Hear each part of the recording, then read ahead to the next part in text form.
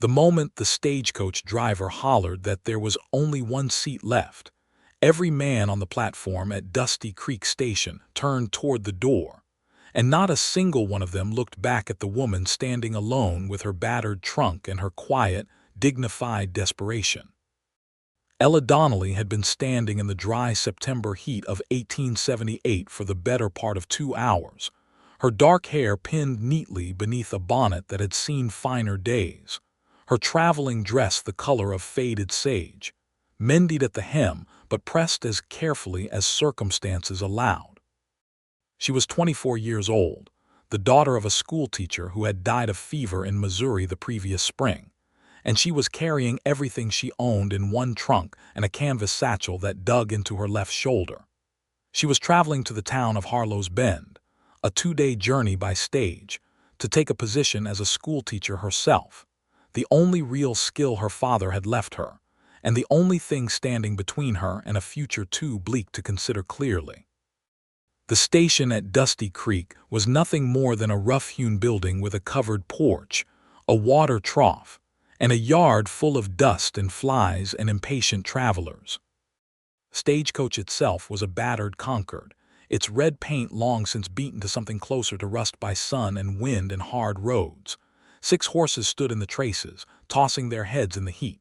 The driver, a wide man with a gray beard and no particular expression of sympathy, was already climbing back up to his box when he repeated himself. 1 seat. 1. Rest of you will have to wait for the Tuesday coach. Tuesday was 4 days away. Ella could not afford 4 more days in Dusty Creek. The rooming house where she had spent 2 nights had already cost her more than she'd budgeted, and the school board in Harlow's Bend had sent a letter that was polite in tone but firm in its expectation that she would arrive by the 14th of the month. Today was the 10th. She watched the men surge forward, watched the door of the stagecoach become the center of a small and graceless competition, and she felt something heavy settle in her chest. Not exactly defeat, because Ella Donnelly was not a woman who gave in to defeat easily, but something uncomfortably close to it. She did not see the cowboy at first. He had been leaning against the far corner of the station building, one boot propped against the wall, his hat pulled low against the sun. He was tall, broad through the shoulders, wearing trail-worn clothes that told a story of long miles and honest work. His boots were scuffed, his canvas duster pale with dust, and the brim of his hat was curved from years of handling. He looked like 100 other men who passed through stations like Dusty Creek, unremarkable at a distance, a part of the landscape the way horses and fence posts were part of the landscape. But Ella noticed him because he was the only man on that platform who was not rushing for the door of the stagecoach. He was watching her, not in the way that made a woman uncomfortable, not with the calculating appraisal she had learned to recognize and deflect. He was watching her the way a person watches someone they can see is carrying more than they should have to carry alone, with something that might have been recognition, or might have been concern, or might have been both at once. Their eyes met for only a moment before Ella looked away, because she was not in the habit of holding a stranger's gaze, and because she had more pressing matters to consider. Namely, the fact that all the men who had rushed the stage door were now piling in, 2 of them arguing about the window seat, and the driver was looking down from his box with the expression of a man whose patience had entirely run out. "Last call," the driver said. "Anybody else, speak now or wait till Tuesday." Ella squared her shoulders. She picked up her satchel, lifted her chin, and walked toward the stage. She was not going to wait until Tuesday. She would figure out the seating situation when she got there. Perhaps someone inside would be willing to make room, or perhaps she could sit on the roof with the luggage if the driver would allow it, which seemed unlikely but was not entirely impossible. She had been in unlikely situations before and had found her way through them. She reached the door of the stage and looked inside. It was full. Every seat, every scrap of space, occupied by men of various sizes and moods, and the one who had won the argument about the window was already settled in with the particular smugness of a man who believed he had triumphed. "Ma'am," The driver's voice was not unkind, just tired. "There's no room." "I can see that," Ella said quietly. "However, I need to be on this coach. Is there any way, pardon me?" The voice came from behind her, low and even, with a particular quality of unhurried certainty that made people listen without quite knowing why. She turned. The cowboy had crossed the platform. Up close, he was different than he had appeared from a distance. He was perhaps 27 or 28, with a face that had been shaped by weather and long days and something that had not quite been easy. But his eyes were a steady, clear gray that struck her immediately as the eyes of a man who meant what he said. He held his hat in both hands, having removed it as he approached her, a gesture of courtesy so automatic that it seemed entirely natural rather than performed. "My name is Bernard Hudson," he said. "I had the last ticket on this coach." Ella stared at him. She did not know what to say to that because it seemed like the prelude to a conversation she was going to lose, and she was already tired of losing things. "I see," she said carefully. "I'd like you to have it," Bernard Hudson said.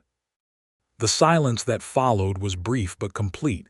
Even the horses seemed to pause. "I beg your pardon," Ella said. "The seat," he said. "My seat on the coach. I'd like you to take it, Miss Donnelly," she said automatically. "Ella Donnelly, but I can't simply take your seat, Mr. Hudson. You paid for it and you clearly have your own journey to make." "I do," he agreed pleasantly. "I'm headed to Harlow's Bend." Something shifted in the air between them. "So am I," Ella said. Bernard Hudson nodded as if this was interesting but not particularly surprising. "Then we're both going the same direction," he said.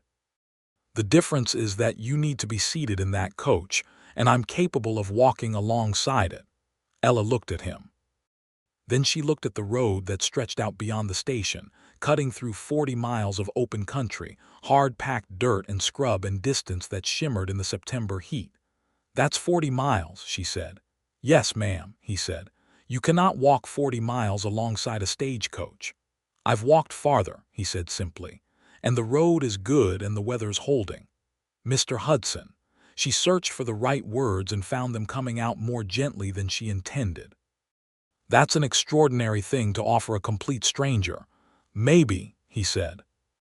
"But there doesn't seem to be a good reason for you to be the one left standing here, and there doesn't seem to be a good reason for me to not do something about it.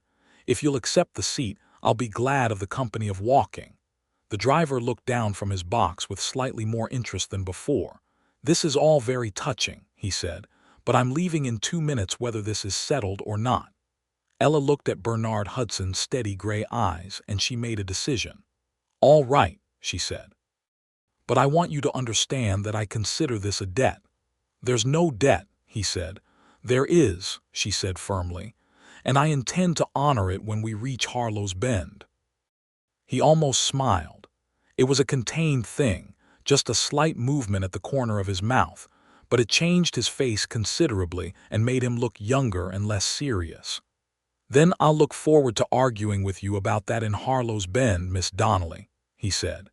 He helped her trunk onto the luggage boot at the back of the stage himself, which he did quickly and efficiently without making it seem like a production. Then he stepped back, and she climbed in, settling into the seat he had surrendered, between a traveling merchant who smelled of tobacco and a woman of middle age who looked at Ella with the kind, vaguely curious expression of someone who had just witnessed something worth noting. Ella looked out the window as the driver snapped the reins and the stage lurched into motion. Bernard Hudson was already walking, his long stride steady and unhurried on the road beside the wheels, his hat back on his head and his canvas duster lifting slightly in the movement of the air. He did not look up at the window, did not make a show of his sacrifice. He simply walked. Ella watched him for a long moment, and then she turned away, because she had the uncomfortable feeling that if she kept watching him, she would not be able to think about anything else. The woman beside her, whose name turned out to be Mrs. Agatha Fenn, was not the sort of person who allowed silence to persist when conversation was available. She was a solid woman in her 50s, dressed practically, with the straightforward warmth of someone who had raised several children and expected to understand most things without excessive explanation. "That was a good man," Mrs. Fenn said, nodding toward the window. "It was a generous thing," Ella agreed cautiously. "They're not always the same thing," Mrs. Fenn said, "but in that case they are." She folded her hands in her lap with the air of someone who had said what needed saying and did not need to belabor it. The road out of Dusty Creek was rough for the first several miles, the stage swaying and bouncing over ruts in a way that made conversation difficult and thinking preferable. Ella gripped the leather strap above the window and watched the land unfold outside. It was beautiful country in its way, even in the dryness of September, the kind of wide open sky that still surprised her after years in Missouri's green and sheltered hollows. The grass was gold and the hills were the color of old bone, and the occasional tree stood alone in the distance, as if it had lost its companion somewhere along the way. She found her gaze drifting to the road beside the wheels. Bernard Hudson was still there, 100 yards back now because the horses had picked up speed on the smoother stretch, but gaining. His stride had not changed. He was not jogging, not struggling, just walking with the particular steady purpose of someone for whom 40 miles was a known quantity rather than an abstract horror. He had his thumbs hooked in his belt and his eyes on the road ahead, and there was something in the way he moved that made Ella think he had spent a great deal of time in open country, enough time that it felt like home rather than a landscape to endure. "Do you know him?" Mrs. Fenn asked, following Ella's gaze with the practiced innocence of someone who knew exactly what she was doing. "No," Ella said. "I only just met him at the station." "And he gave you his seat?" "Yes." Said Mrs. Fenn, in a tone that contained several complete sentences worth of implication. The merchant on Ella's other side, who had introduced himself as Harold Webb, chose this moment to rearrange himself with considerable self-importance and say, "Foolish thing, if you ask me. A grown man walking 40 miles in this heat for the sake of a stranger." "No one asked you," Mrs. Fenn said pleasantly, and went back to looking out her window. Ella pressed her lips together to keep from smiling. The first stop was at Redthorn Wells, 12 miles out, where the horses were watered and the passengers could stretch their legs and use the basic facilities behind the station building. It was a rough stop, little more than a stone trough and a lean-to, but Ella stepped down gratefully and turned to look back down the road. Bernard Hudson came into sight about 10 minutes after the stage arrived, walking at the same steady pace he'd maintained since leaving Dusty Creek. His face was damp with perspiration, and his duster had collected a fresh coat of road dust, but his expression was perfectly composed, and he was breathing easily when he came to a stop at the water trough. "Mr. Hudson," Ella said, coming to stand beside him while he dipped water from the trough with a tin cup the station kept on a nail by the post. "How are you managing?" He looked at her over the rim of the cup. "Very well, Miss Donnelly," he said. "Thank you for asking. You should rest here as long as possible," she said. "The stage waits 15 minutes at each stop." "That's kind of you to tell me," he said. She wanted to say something else, something that acknowledged the scale of what he was doing without making it larger than he seemed to want it to be, because she had already noticed that Bernard Hudson was not a man who invited exaggeration about himself. He had given up his seat, and he was walking 40 miles, and he was treating both of these things as entirely reasonable decisions that required no further commentary. "Can I ask you something?" She said.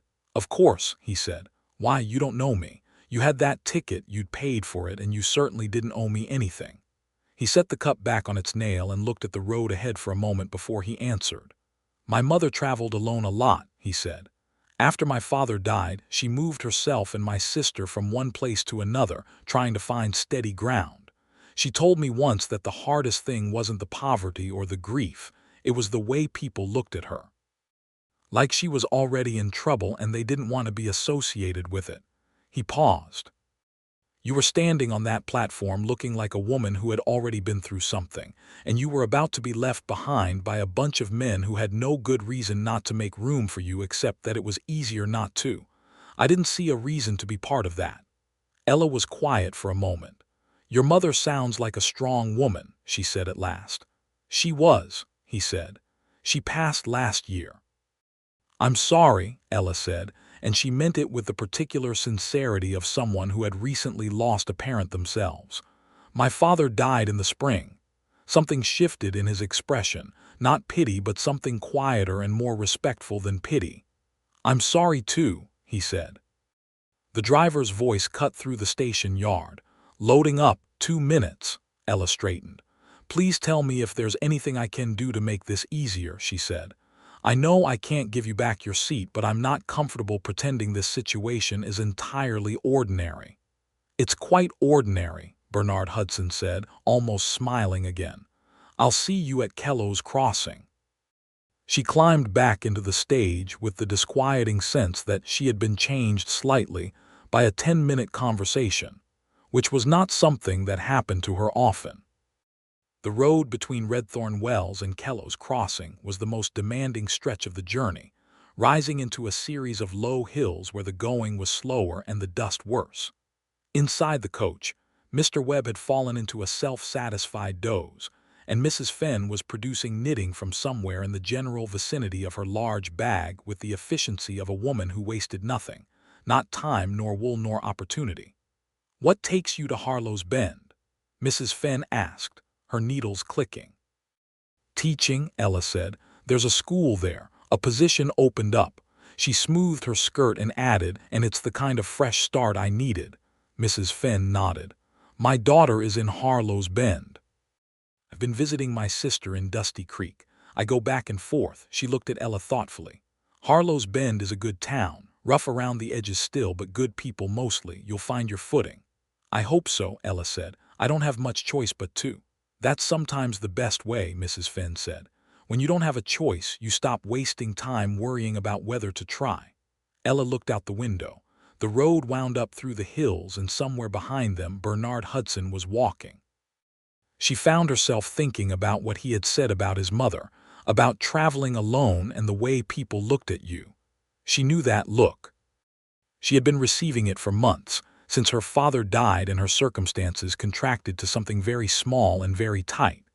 There was a particular quality to being a young woman alone in circumstances like hers, a kind of social invisibility that was not quite dismissal and not quite pity but contained elements of both.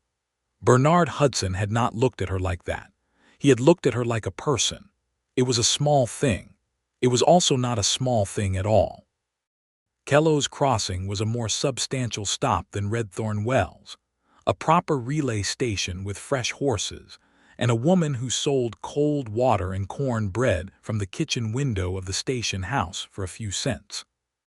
The stop was 20 minutes here, long enough for most of the passengers to eat something, and for the driver and his assistant to change out the team. Ella bought 2 portions of corn bread with the careful consideration of someone watching every cent, and when Bernard Hudson came up the road 25 minutes after the stage arrived, she was waiting at the edge of the station yard with both portions and a cup of cold water. He stopped when he saw her standing there with the food and the water, and for just a moment his face registered something unguarded before he composed it again. "Miss Donnelly," he said. "Eat something," she said, holding out the corn bread and the water. "And please don't argue with me about it, because I've had a long few days and I am perfectly capable of being more stubborn than you are." He looked at her for a moment, then he took the corn bread and the water. "Thank you," he said simply. "Sit down," she added, because she could see the mile in his legs even if he was not showing it. He sat on the edge of the water trough and ate the corn bread and drank the water while Ella sat on a low fence nearby and ate her own portion, and neither of them said much for a while, which turned out to be a remarkably comfortable silence for 2 people who had known each other for approximately 5 hours. "What takes you to Harlow's Bend?" she asked eventually, echoing Mrs. Fenn's question. "Cattle work," he said. There's a ranch outside of town. The Halsted outfit been running there for 7 years. They wrote to me 2 months ago looking for a foreman. I've been working ranches in the territory since I was 17, did some trail work on the Kishome, some range work in Texas. The Halsted job seems like a good place to settle. Have you been looking to settle? She asked. He considered this seriously. I've been looking for the right place, he said. There's a difference. Settling somewhere wrong isn't settling, it's just stopping. Ella thought about that. I think I know what you mean, she said. He looked at her. What does Harlow's Bend look like to you? Right place or just stopping? It was a perceptive question, and she appreciated that he asked it like someone who wanted a real answer. I don't know yet, she said honestly. It might be the right place. It might be that it becomes the right place once I've made it so. I don't have a great deal of experience telling the difference between something that's right and something that becomes right because you work at it. That might be the same thing, Bernard Hudson said thoughtfully. The driver came out of the station house wiping his mouth on his sleeve and squinting at the sun. Fresh team's on, he called. Another 20 minutes we'll be pulling out. Bernard set the tin cup down and stood, stretching once with the controlled economy of someone who knew not to waste energy. He rolled his shoulders, settled his hat, and looked at Ella with those steady gray eyes. Miss Donnelly, he said, I want you to know that whatever happens with the rest of the road, I'm glad you took the seat. I'm glad you offered it, she said, even though it was a remarkable thing to offer. You said you considered it a debt, he said. Can I say what I'd take in payment? She looked at him carefully. That depends entirely on what you say next. When we get to Harlow's Bend, he said, I'd like to know how you find it, the town, the school, whether it turns out to be the right place or the place that becomes right. He paused. That's all. Ella felt something warm and completely unexpected settle in her chest. That's a very modest debt to collect, she said. I'm a modest man, he said, and this time the almost smile became a real one, brief and genuine and unexpectedly charming. She climbed back into the stage thinking about that smile considerably more than she had planned to. The afternoon deepened toward evening, the sun dropping lower and painting the hills in shades of amber and copper that were so beautiful they almost hurt to look at. Inside the coach, Mr. Webb woke from his doze and began a lengthy monologue about the freight business that neither Ella nor Mrs. Fenn encouraged, but neither was capable of stopping. Ella let it wash over her and watched the land outside and thought about Bernard Hudson walking behind them in the settling gold of the late afternoon. He was doing something she had never seen a man do before, not because no man was ever capable of it, but because the particular combination of quiet generosity and complete lack of self-congratulation was rare enough that she had not encountered it in her 24 years. Most generosity she had witnessed came with some expectation attached, some acknowledgement required, some ledger that needed balancing. Bernard Hudson had given up his seat and was walking 40 miles, and had asked for nothing except the story of how she found Harlow's Bend, which was not even a real payment. It was just an excuse to continue a conversation he found interesting. She thought about her father, who had been a good man and a fine teacher but a man of considerable worry, always counting what they did not have, always measuring the distance between where they were and where he thought they should be. He had loved her completely but had transmitted to her a tendency toward wariness, a habit of calculating risk before she allowed herself to want something. She thought that Bernard Hudson might be the opposite of a risk. Or perhaps he was a different kind of risk altogether, the kind that came not from what someone might take from you, but from what they might give you that you then could not imagine living without. She was being dramatic, she told herself firmly. She had known the man for less than a day, but she looked out the window at the empty road and felt the absence of him walking beside the wheels, and dramatic or not, the feeling was real. The coach reached the night stop at a ranch called Birch Station at 6:30 in the evening, where the passengers would eat supper and sleep and resume the journey in the morning. It was a working ranch, the kind that also served as a way station for travelers, with a bunkhouse for men and a smaller room off the main house for women and families. Supper was served at a long table and consisted of beans, salt pork, biscuits, and strong coffee, and it was the best meal Ella had eaten in 3 days. Bernard Hudson arrived at the ranch 45 minutes after the stage, his duster darker with sweat and dust, his face set with the kind of focused tiredness that comes from real physical effort. He was not limping, but Ella watched him carefully as he came through the gate, and she could see the effort it took to keep his stride even and unhurried. She had the impression that he would maintain that steady pace if it killed him, which she suspected it would not, but only because he was more stubborn than most. The ranch owner's wife, a capable woman named Mrs. Birch, fed the late arrivals without fuss or extra charge, which was the kind of small grace that Western hospitality sometimes produced without announcement. Bernard sat at the far end of the table and ate quietly, and when Ella passed him a basket of biscuits without being asked, he took one and nodded his thanks, and the look they exchanged contained more communication than most people managed in a lengthy conversation. After supper, when the evening had cooled to something almost pleasant and the sky was producing a quantity of stars that would have embarrassed any eastern sky, Ella found herself on the porch of the ranch house in the company of Mrs. Fenn, who was knitting again with the determination of a woman who had yards to complete before morning. Bernard came out of the bunkhouse and stopped on the steps when he saw them. "Good evening," he said. "Come sit," Mrs. Fenn said, as if she were the mistress of the establishment and this were her own porch. "There's room." He came and sat in the chair at the end of the porch, stretching his legs out with a careful, controlled movement that told Ella he was sore but was not going to say so. He had taken off his duster and washed his face, and in the pale light from the window he looked younger and less guarded than he had on the road, as if the day's effort had filed away some of his careful composure. "Your feet must be something awful," Mrs. Fenn said pleasantly, without looking up from her knitting. "They've been worse," Bernard said. "I doubt that very much," Mrs. Fenn said. Ella looked at him. "How much of the 40 miles do you reckon you walked today?" "About 26, he said, "give or take." "So 14 more tomorrow," she said. "Yes.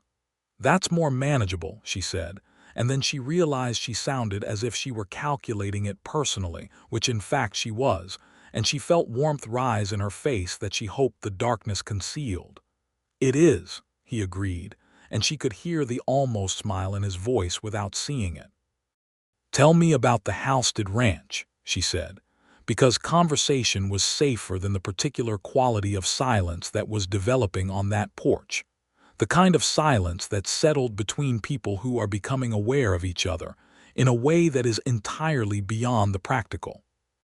Bernard talked about ranching in the way of someone who genuinely loved the work, not boastfully, but with the quiet enthusiasm of a person describing something that made sense to them. He talked about the movement of cattle and the reading of weather and the particular satisfaction of managing land responsibly, keeping it healthy for the animals and for whatever might come after.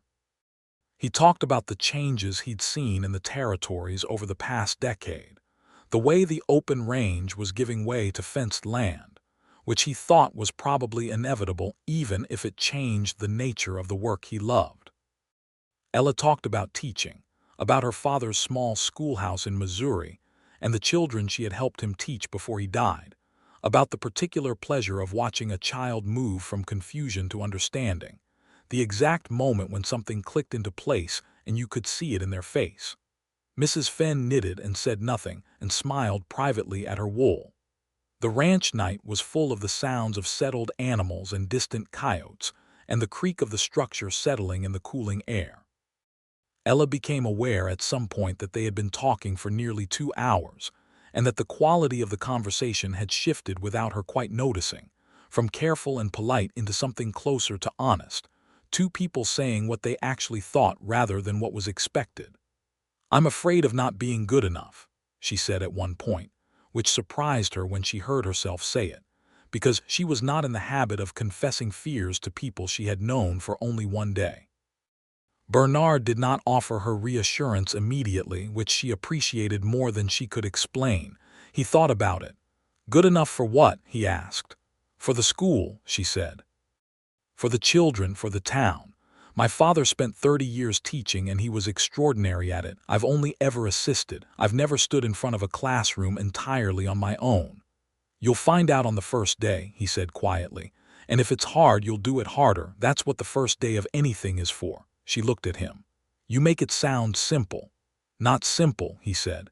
Just inevitable. You're going to teach those children whether you're afraid or not. Fear doesn't actually change what happens. It just makes the lead-up harder. She was quiet for a moment. My father used to say something similar, she said. He said worry was the interest you paid on trouble you might never have. Bernard smiled, fully this time, in the lamplight from the window, and she saw it clearly. It did something significant to the arrangement of her thoughts. He sounds like he was a wise man, Bernard said. He was, she said. I miss him terribly. I know, said Bernard, and his voice was gentle in a way that she had not expected from a man who wore such careful composure like a second coat. Mrs. Fenn made a small noise that might have been a yawn and packed up her knitting with deliberate efficiency. I believe I'll turn in, she said, and then, to no one in particular, lovely evening. She went inside without any additional ceremony, pulling the door closed behind her with the restrained satisfaction of a woman who knows when she is not needed. The porch was quiet. Ella should have gone inside as well. She knew this. She was a young woman alone on a porch with a man she had met that morning, and while the frontier had somewhat different standards about such things than a Missouri parlor would have applied, there was still a question of propriety that she was aware of. She stayed on the porch. Can I ask you something? She said. You already asked me that once today, Bernard said, and then asked me something anyway. You answered, she pointed out. I expect I will again, he said. She looked at him directly. Do you do things like this often, what you did today? What walk? You know what I mean. He was quiet for a moment. I try to do what seems right when I see what's right to do, he said. Whether that's often or not, I can't really say. It doesn't feel like a calculation. Most men would have taken the seat and not given it a second thought, she said. Most men would have been wrong, he said simply. Ella looked at the dark yard, the gate, the road beyond. I'm glad you were at that station today, she said. So am I, he said quietly, and there was something in the way he said it that carried more weight than the words themselves.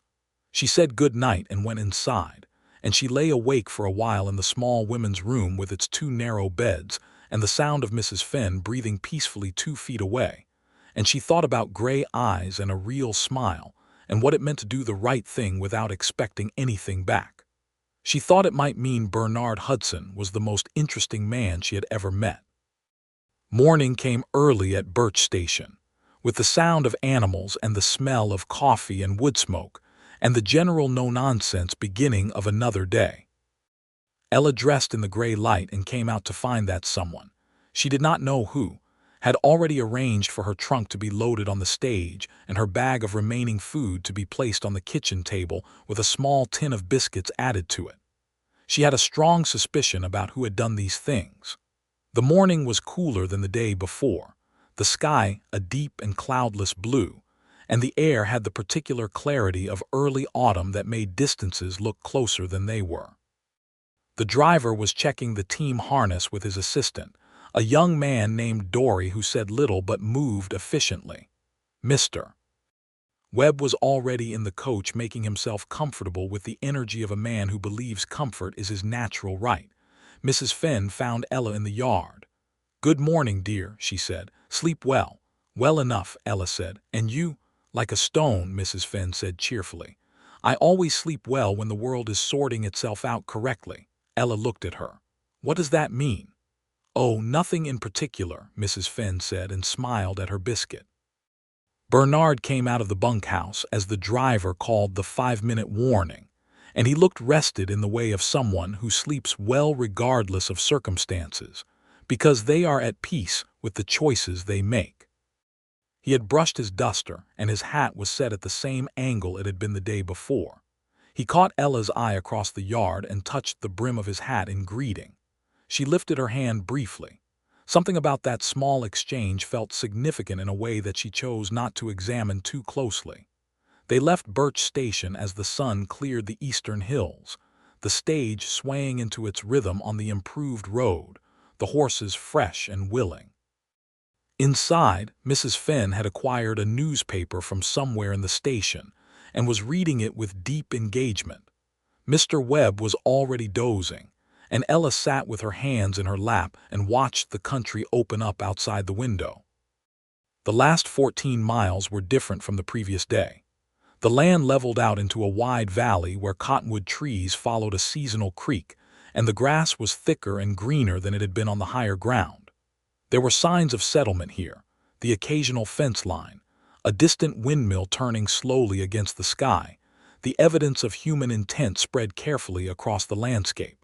She could see Bernard walking beside the stage, and this morning the distance between them felt different.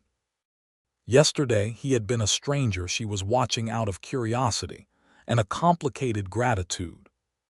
This morning he was a person she had talked with for hours, a person whose voice and thoughts and particular quality of honest directness had settled into her awareness with the permanence of something that had been there longer than a single day.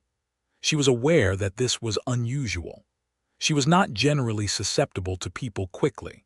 She had learned to be careful, to take her time, to watch for the difference between what a person seemed and what they were. Her father had been a careful man, and he had made her careful too.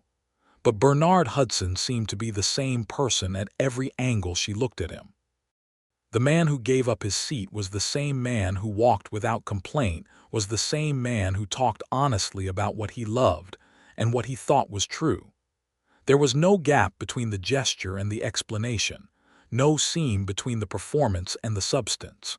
That, she realized, was what she had been waiting to find in a person without quite knowing she was looking for it. The stage slowed on the outskirts of what she could see becoming a proper town, streets laid in a grid, buildings of wood and some of new brick, a main thoroughfare with storefronts and a livery stable and what looked like a church at the far end. Harlow's Bend. Mrs. Fenn folded her newspaper and looked out the window with the fond expression of someone who knows a place well. "Here we are," she said. "Welcome to Harlow's Bend, Miss Donnelly." The stage pulled up in front of the relay office on the main street, and the driver set the brake with a decisive creak of wood on wood. Ella stepped down into the afternoon light of her new town and stood for a moment just taking it in. It was not large. Perhaps 400 people, she guessed, maybe more. The buildings were a mix of the established and the newly built, and the street had the look of a place that was growing with some intention behind it.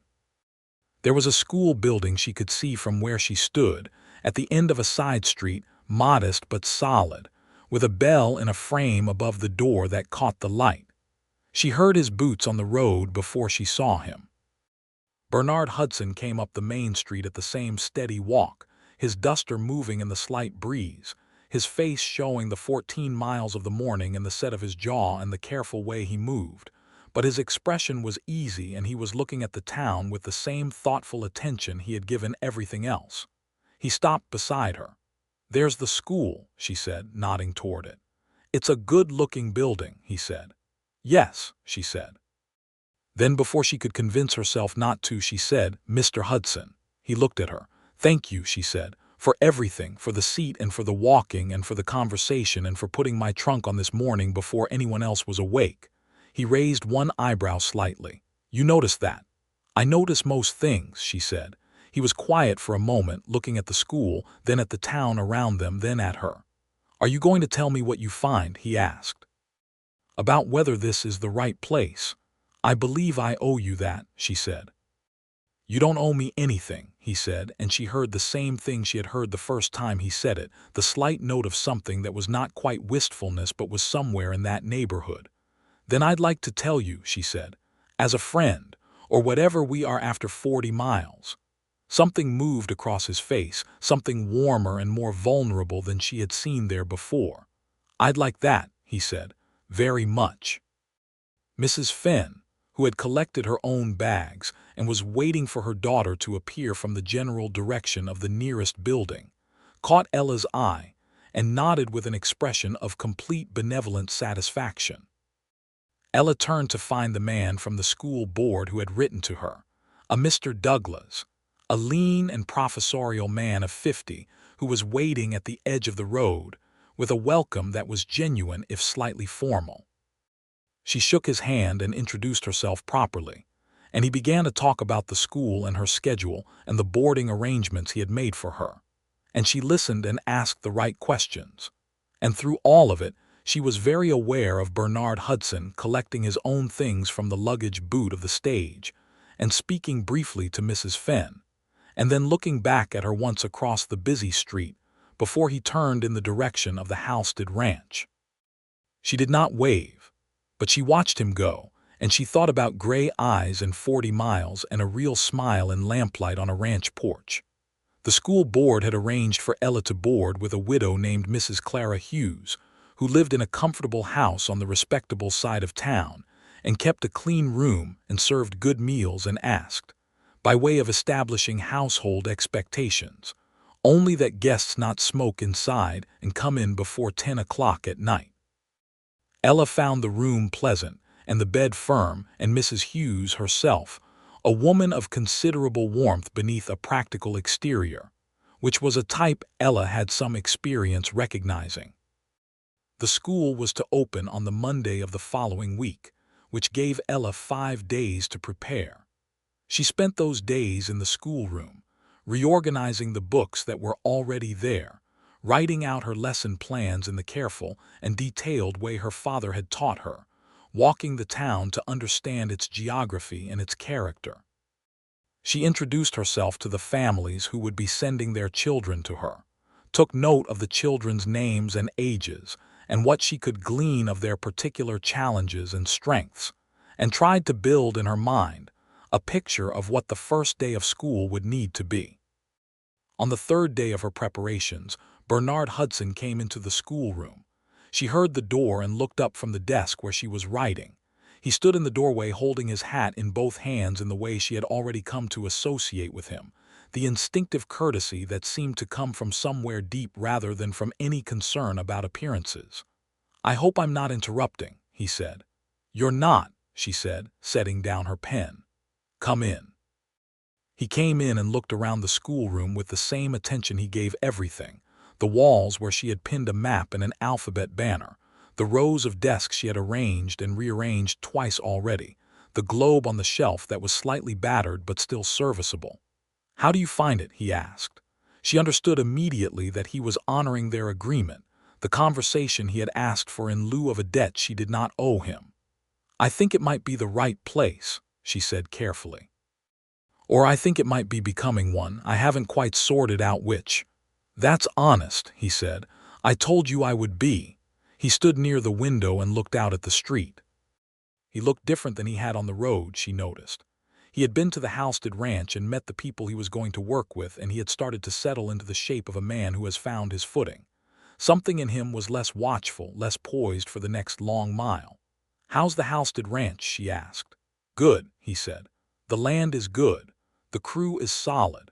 Mr. Halstead is a decent man who knows cattle and wants someone he can trust with the day-to-day management. I think it will suit." "I'm glad," she said.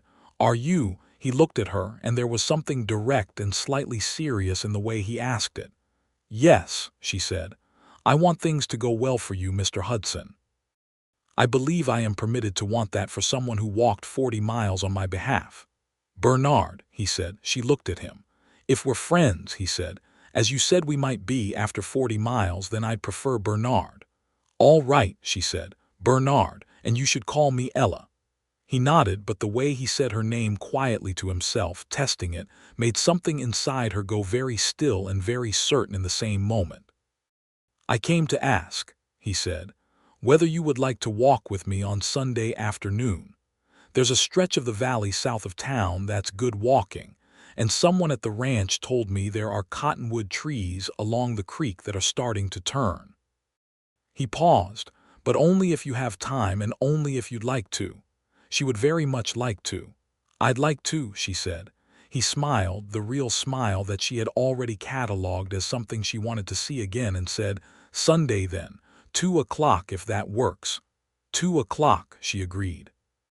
He left, and Ella sat for a moment looking at the door he had closed behind him, and then she picked up her pen and made a mess of the next 3 lines of her lesson plan, because she was not thinking about the lesson plan at all.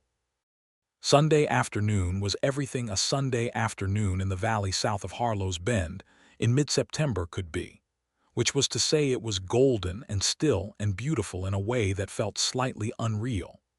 The cottonwoods along the creek had begun to turn, not the full blaze they would become in another 2 weeks, but touched with the first hints of yellow that caught the afternoon light and made the whole grove seem lit from within.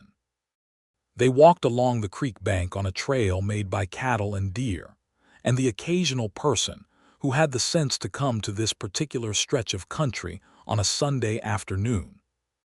The conversation moved easily between them, and Ella noticed that with each mile they covered on this path there was less of the careful, polite framing of strangers getting acquainted, and more of the unguarded directness of people who have decided, without formally deciding, that they trust each other. Bernard talked about growing up on a small ranch in Kansas, the youngest of 3 children, the only son, and what it had been like to lose his father to a horse accident when he was 12 and watch his mother rebuild their lives from scratch. He talked about it without self-pity, but with the clear and slightly careful quality of someone who had thought about it a great deal and reached an understanding that was still being refined. Ella talked about her father's school and about the thing that had happened 3 years ago that she had not told many people. There had been a man who had courted her in Missouri, a solicitor's clerk who had seemed promising and turned out to be neither as kind nor as honest as he had presented himself, and the ending of it had cost her more than the relationship itself. It had cost her some of her confidence in her own judgment. "I don't say this to explain anything about myself in a way that asks for sympathy," she said carefully. "I say it because I've been more careful than perhaps I needed to be since then, and I think you should know that about me if we're going to be honest with each other." Bernard was quiet for a moment, stepping over a root that crossed the path. "Thank you for telling me," he said, "and I want to be clear that careful is not a flaw." "It can be," she said. "It can be a way of keeping your distance from things that are actually good." He looked at her with those steady gray eyes. "Are you saying that to me or to yourself?" "I'm not entirely sure," she admitted. They reached a bend in the creek where a fallen cottonwood made a natural bench, and they sat there for a while without any particular conversation, listening to the water and the birds and the sound of the wind in the turning leaves. The sun was lower now, beginning its descent toward the hills, and the light was that particular late afternoon gold that made everything look like a painting. "Can I tell you something?" Bernard said. "Yes," she said. "I came to Harlow's Bend for a job," he said. "I've come to every place I've ever been for a job, and I've always left for the next job without much difficulty, because there was never a reason to stay that was stronger than the reason to go." He looked at his hands for a moment. "I think I might have a reason to stay this time." The creek made its quiet sound. A kingfisher crossed the water 20 feet ahead of them and was gone. "That's a large thing to say," Ella said carefully. "I know it is," he said. "I'm not saying it to pressure you into anything. I'm saying it because you told me you wanted us to be honest, and that's what's honest." She looked at him. He was looking at the creek, his profile steady and calm, the way he always was, but she could see the slight tension in his jaw that told her this honesty had cost him something to offer. "I'm glad you said it," she said, "and I want to be honest back. I think you are the most unexpected and the most genuinely good person I have met in a very long time. I'm frightened of that because it means this matters and things that matter can go wrong." He turned to look at her. "They can," he said, "but they can also go right." She looked at him for a long moment, and she felt something settle in her that had been restless for as long as she could remember, not resolving into certainty, but into the willingness to try. Which was, she thought, perhaps the braver thing. "Ask me to walk with you again next Sunday," she said. He smiled, the slow, real smile that she had walked 40 miles worth of distance to earn, and said, "Next Sunday. Same time." "Same time," she said. They walked back to town in the declining gold of the afternoon, not holding hands, not yet, but walking close enough that occasionally their arms brushed and neither of them moved away. The school opened on a Monday, and Ella stood in front of 17 children between the ages of 6 and 14, and felt the fear her father's voice had warned her about, and felt the first day happen anyway, exactly as Bernard had said it would. It was hard. It was also wonderful. The older children were wary of her. The younger ones were curious about everything. And by noon she had established enough of a rhythm that she could breathe again. By the end of the week, she knew all their names and something about each of them that mattered. And the fear had not gone away but had been absorbed into something larger, the actual doing of the work. She told Bernard all of this the following Sunday. They had made the walk to the Cottonwood Creek a habit, and in the weeks that followed, the habit deepened into the kind of rhythm that becomes difficult to imagine having been without. They walked and they talked, and the conversations ranged across everything that mattered to both of them, wide and honest, and sometimes challenging in the way that real conversation is challenging, when two people take each other seriously enough to disagree. They did disagree, sometimes, about whether the fencing of the open range was an unqualified good, about whether the town needed more law than its current sheriff provided, about whether a particular child in Ella's school was being handled correctly by his parents. They disagreed with the engaged energy of people who respect each other's minds, and they always came through the disagreement with their regard for each other intact and sometimes increased. October brought the full turn of the cottonwoods, blazing gold against the blue sky, and on one of those perfect October afternoons Bernard held Ella's hand while they walked along the creek, just took it quietly with his large, warm hand as if it were a thing that had already been decided, which perhaps it had. She let him. She laced her fingers through his and felt the careful fear in her ease further into something it had not been before. One evening in late October, she was grading papers at the desk in her room at Mrs. Hughes' house when there was a knock at the front door, and Mrs. Hughes called up the stairs that Mr. Hudson was there. Ella came down to find him in the front parlor, hat in hands, looking unusually serious. "Is everything all right?" she asked, coming into the room. "I need to tell you something," he said. "Something I should have told you sooner." She sat down, and so did he, and she waited. "There was a woman," he said, "in Texas 3 years ago. We kept company for nearly a year. I thought it was leading somewhere, and it turned out it wasn't, or rather, she decided it wasn't, and that was her right to decide. But I want you to know it happened, because I don't want there to be things I haven't told you when you've been honest with me about your own past." Ella looked at him.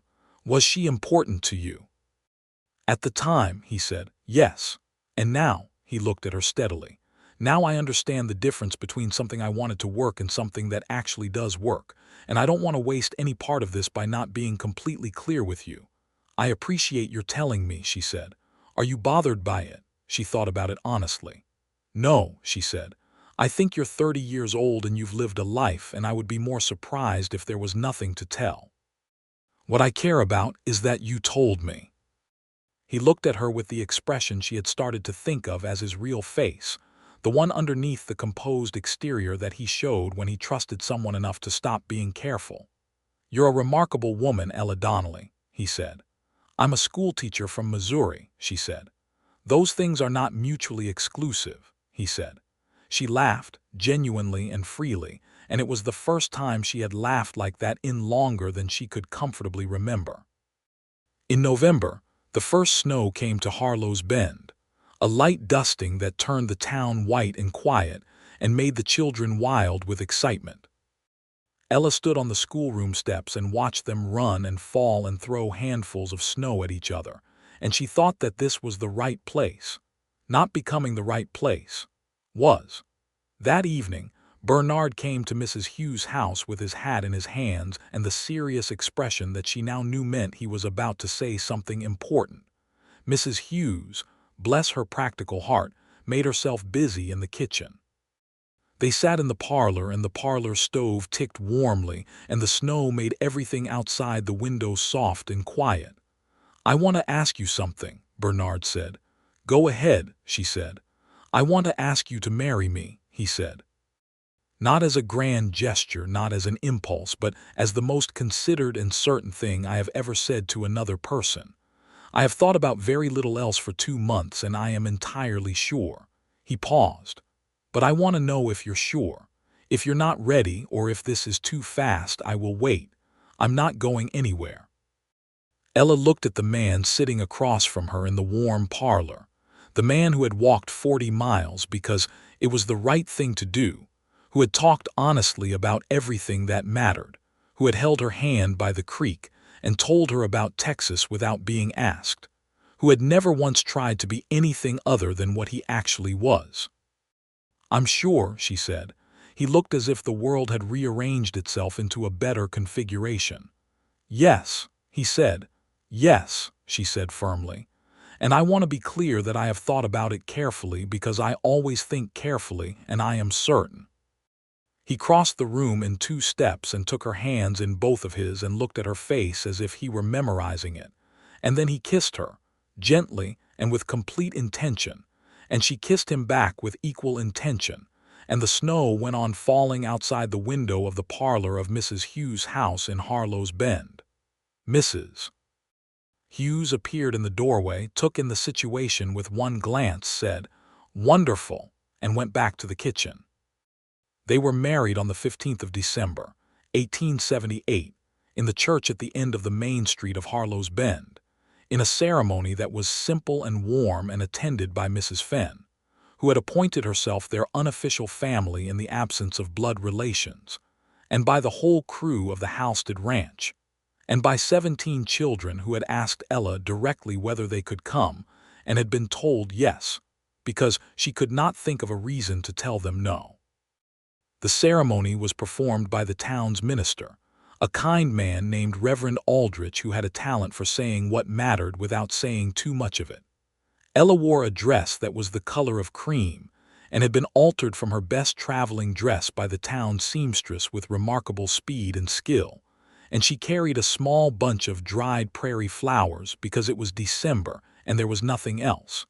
She thought they were beautiful. Bernard stood at the altar in the best clothes he owned, which were clean and pressed and entirely respectable, and when she came down the aisle he looked at her with the expression that she had first seen on the ranch porch and had been watching for ever since, the one where the composed exterior went completely away, and there was just him, unguarded and certain and happy. They said their vows with the directness of people who had spent 2 months being honest with each other, and when it was done and Reverend Aldrich declared them married, and the room broke into the warm, contained applause of 70 people in a small church, Bernard took her face in his hands very carefully and kissed her as if she were something extraordinary, which she was beginning to think she might be.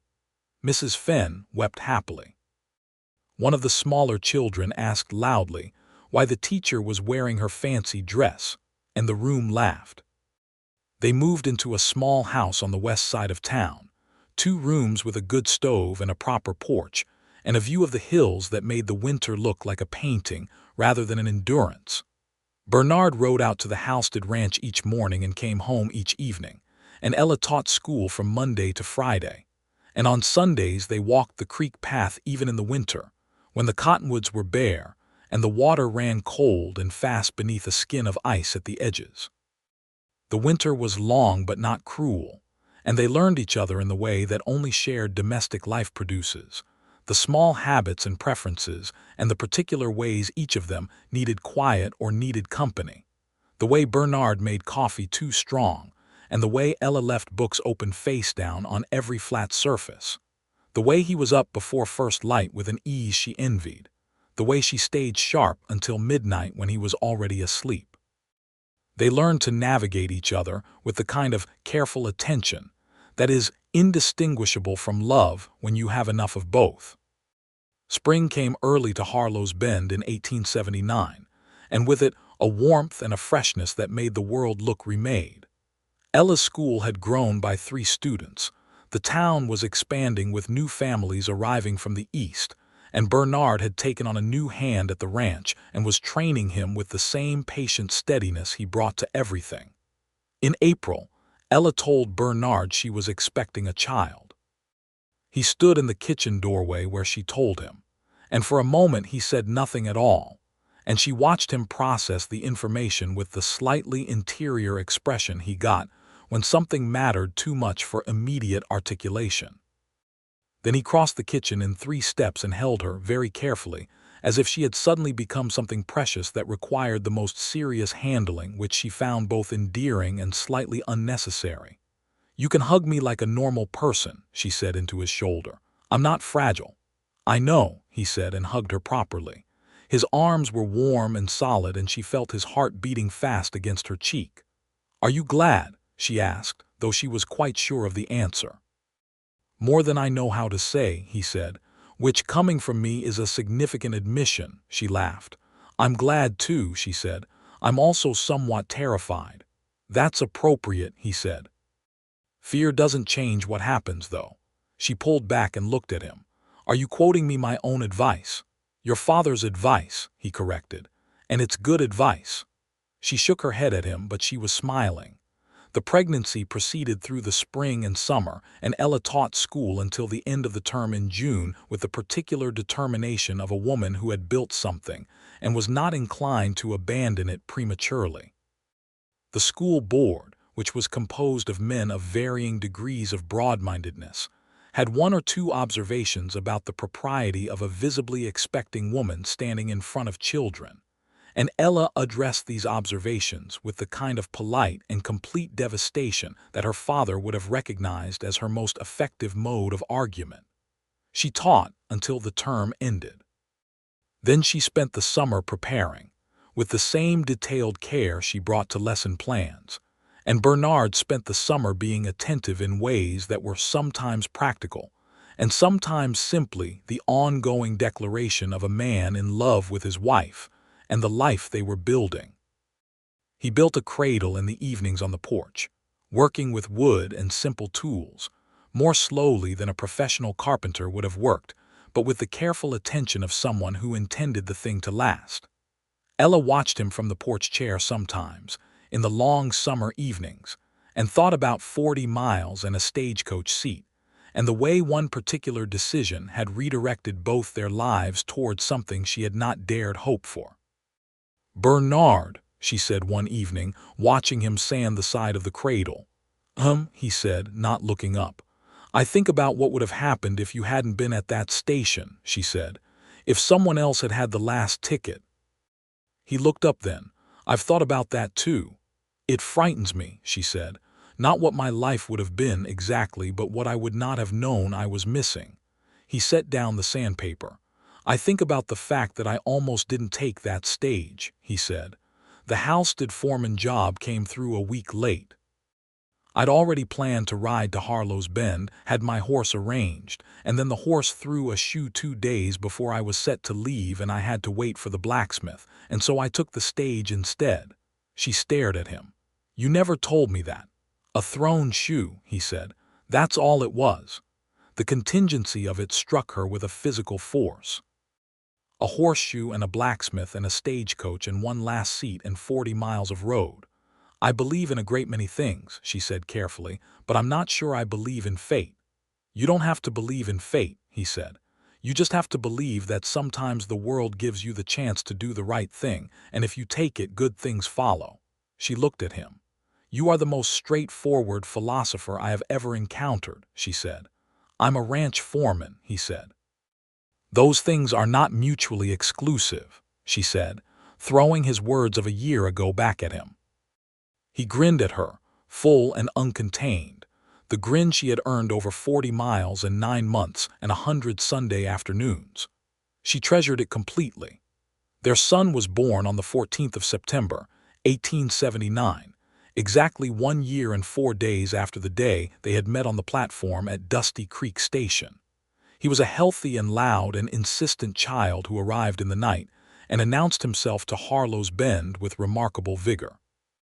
Bernard sat beside the bed holding Ella's hand through the entire ordeal, with the focused endurance of a man who has decided that this is where he is needed and who is not going anywhere.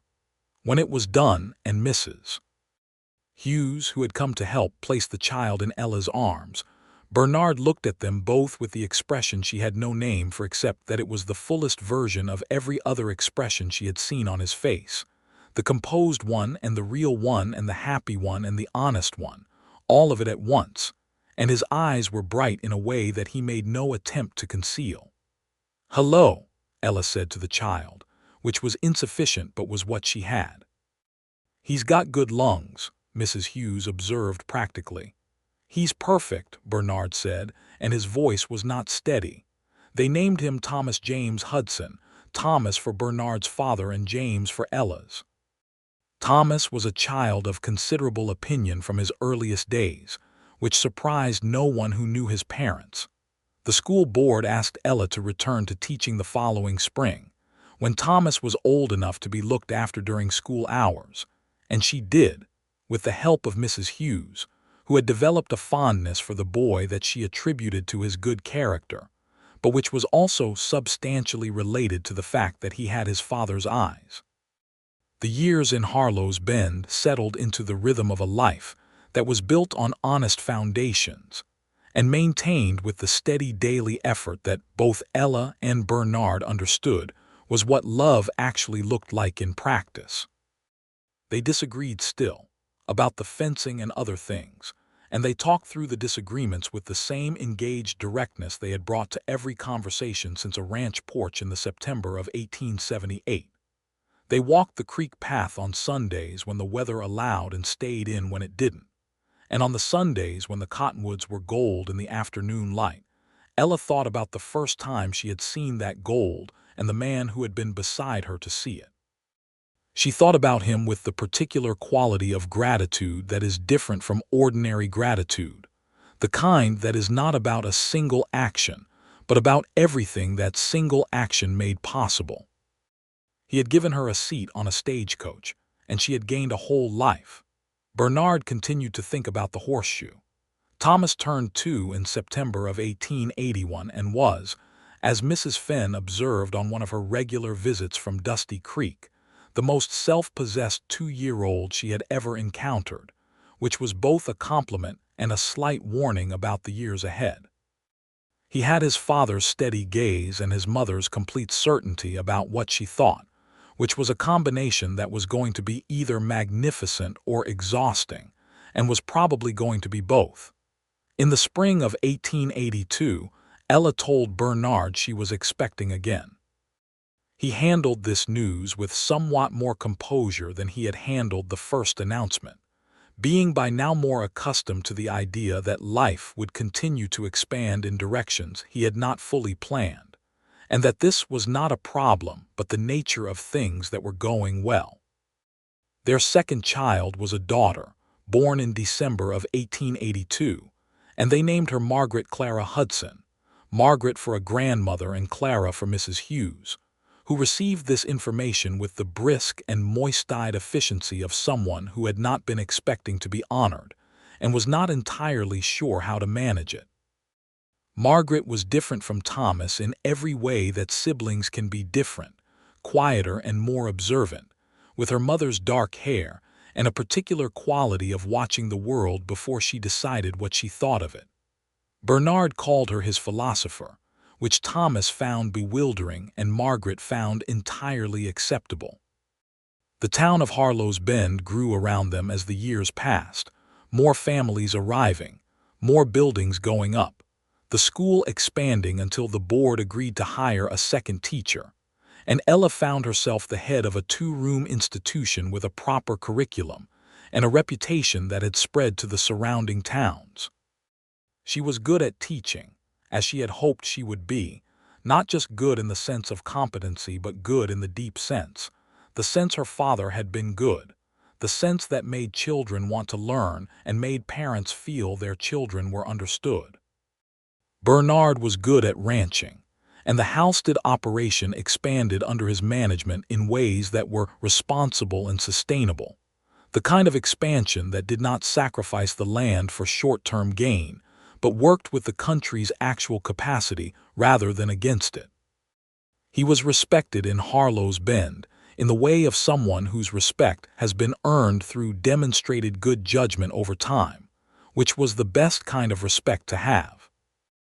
They celebrated their 5th wedding anniversary in December of 1883, quietly, at home after the children were in bed, with a good meal that Ella had been planning for a week, and a bottle of wine that Bernard had ordered from the general store with considerable advance notice, because the general store in Harlow's Bend did not keep wine on hand as a matter of routine, wine being a slightly aspirational item for a frontier town, but was capable of getting it if you gave the proprietor enough time.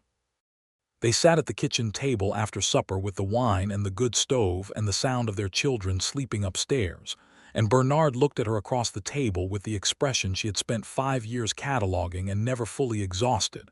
"How do you find it?" he asked. "This life?" She looked at him, recognizing the echo of the question he had asked her in the schoolroom in September of 1878. "I find it to be exactly the right place," she said. "Not becoming, is." He raised his glass. "Then we're both where we're supposed to be." She raised hers and met it. "I believe we are." "Do you still think about that platform?" he asked. "Sometimes," she said. "Do you think about the horseshoe?" "Every time I have a horse shod," he said. She laughed. "You're ridiculous." "I'm grateful," he said. "Grateful enough to think about horseshoes." She looked at him across the table, this man with his gray eyes and his steady ways and his 40 miles of road, and she felt the warmth of the stove and the wine and the 5 years of genuine life they had made together, and she thought that there was nothing in the world she would have changed, not the fear and the loss before it. Not the station at Dusty Creek with its dust and its crowd of men who didn't look back, not a single step of 40 miles. "I want to tell you something," she said. "Go ahead," he said. "When I first took that seat," she said, "I thought I was accepting a stranger's generosity and I would be politely grateful and it would end in Harlow's Bend. And instead," he said, she said, "I found out what it looks like when someone is just genuinely good, without any calculation or expectation, and I fell in love with that first. The rest of it, you specifically, came very quickly after." He was quiet for a moment. "You fell in love with the goodness first. And then with the man," she said, "who turns out to be the same thing." He reached across the table and took her hand, the way he had first taken it on the creek path in October of 1878, quietly and with the assurance of someone who has already decided. His hand was warm and familiar, and she knew every callus on it and still felt the small, important shock of his touch. "The best thing I have ever done," he said quietly, "was be at that station. The best thing I have ever done," she said, "was let you put my trunk on the luggage boot." He raised his eyebrows. "That's what you're going with." "It was either that or walk 40 miles, she said, "and I have more sense than to walk 40 miles. He laughed fully and freely, the laugh she loved, and she laughed with him, and the good stove ticked warmth into the kitchen, and the children slept upstairs, and outside the December stars of Harlow's Bend were the same stars they had always been, the ones visible from a stagecoach window in September of 1878, from a ranch porch at Birch Station, from the creek path in October gold, from the church in December snow, from every place they had been together in the years between, spreading themselves across the wide and honest dark of the western sky, with the same extravagant generosity as a cowboy with one last ticket and 40 miles of open road. Thomas Hudson grew into precisely the sort of young man his mother's mind and his father's character would produce, thoughtful and direct and useful in the world, and he caused his parents the particular pride and occasional exasperation that children cause parents when they are fully themselves. He was 12 years old in 1891 and had strong opinions about cattle and stronger ones about books, which his mother considered an entirely reasonable ordering. Margaret was 9 and had discovered mathematics with the passion that some children discover horses, and Ella wrote letters to her own teacher's college asking about current advances in instruction for girls in the mathematical sciences, because she had already decided that Margaret was going to have every opportunity that could be made available to her. Bernard read these letters when they came back and said, "She'll go east for school someday," and said it with pride rather than loss, because he and Ella had talked about this, the injustice of what women were denied in terms of education and profession, had talked about it plainly, and with the kind of mutual conviction that comes from two people who understand from experience what it costs when opportunity is withheld. Ella had lived through the particular injustice of being a woman alone in circumstances that required her to be twice as careful and half as visible as a man in the same circumstances would have needed to be. She had stood on that platform and been invisible to every man who wanted the last seat on the coach. She had not forgotten what that felt like, the particular quality of being unseen, and she had spent her years in Harlow's Bend teaching her students, all of them, every child who came to her classroom, that they mattered and they were seen. The town had come to understand this about her. It was part of why the school board, despite the periodic discomfort of certain of its members, had continued to employ her and expand her authority, because the results of her teaching were undeniable and the community knew it. Bernard had spoken over the years on more than one occasion at town meetings about the treatment of the Mexican families who had begun to settle in the area, who were doing good and necessary work, and were being compensated poorly and treated with a casual dismissiveness that he found repugnant. He was not a man who made speeches, but when he made one it tended to land, because people knew that Bernard Hudson meant everything he said and said only what he meant. The territory was changing around them, the frontier closing in ways that the politicians in the East had been predicting for years, the open range giving way to settled land, the rough justice of the early towns being replaced by courts and written laws and all the machinery of civilization. These changes were not without loss, Bernard thought, but they were not to be mourned entirely, because civilization at its best was what you built for the children who came after. He thought about this on the creek path one Sunday in the autumn of 1891, walking with Ella in the October light that was the same as it had always been, the cottonwoods blazing as they blazed every year, the water running in the cold and steady way of water that does not stop for sentiment. "Do you remember what you said," he asked, "about fear not changing what happens?" "You said that first," she pointed out. "Your father said it first." "Then we are both indebted to a Missouri schoolteacher," she said. He took her hand in the way that had never stopped meaning something, even after 13 years.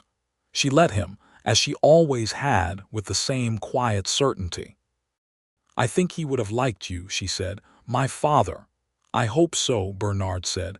"I would have wanted to deserve his opinion of me." "You would have," she said simply. "He liked men who meant what they said." They walked on through the gold October afternoon, two people who had found the right place and built something real in it, while the cottonwoods gave their annual brief and brilliant testimony to the fact that change, even change that ends in bare branches and cold ground, could be something worth looking at with gratitude. That evening they came home to their house, where Thomas was doing his studies at the kitchen table, and Margaret was lying on the floor with a piece of paper covered in numbers that she was staring at with the focused pleasure of someone pursuing something they love. The stove was warm and the lamp was lit, and the house had the particular quality of a place that has been lived in fully, not just occupied but inhabited, marked by the presence of people who are genuinely at home.